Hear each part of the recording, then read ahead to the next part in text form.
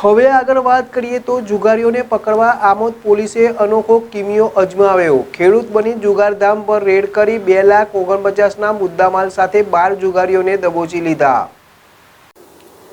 આમોદ તાલુકાના આચ્છોદ ગામની સીમમાં જુગાર રમાતો હોવાની બાતમી આમોદ પોલીસ ઇન્સ્પેક્ટર રાજુ કરમટિયાને મળતા આમોદ પોલીસે ખેડૂત બની ટ્રેક્ટર સાથે ખેતરમાં જઈ આચ્છોદ ગામની સીમમાં ઘોર તરાવડીવાળા વિસ્તારમાં માયનોર કેનાલ પાસે આવેલ ઇબ્રાહીમ સબ્બીર ચાસ રહે આચ્છોદ તાલુકો આમોદના માલિકીના આંબાવાળા ખેતરમાં રેડ કરતા પોલીસે પત્તા પાના વડે પૈસાથી પોતાના અંગત ફાયદા માટે હાર જીતનો જુગાર રમતા 12 જુગારીઓને પકડી પાડી તેમની પાસેથી જુગારના અંગ ઝડતીના રોકડા 40,800 અને દાવ ઉપરના રોકડા 17,240, મોબાઈલ નંગ 11 કિલો કિંમત રૂપિયા 91,000, મોટર બાઇક નંગ 2 કિંમત રૂપિયા 1 લાખ મળી કુલ 2,49,040ના મુદ્દામાલ સાથે જુગાર ધારા કલમ મુજબ કાર્યવાહી કરવામાં આવી હતી।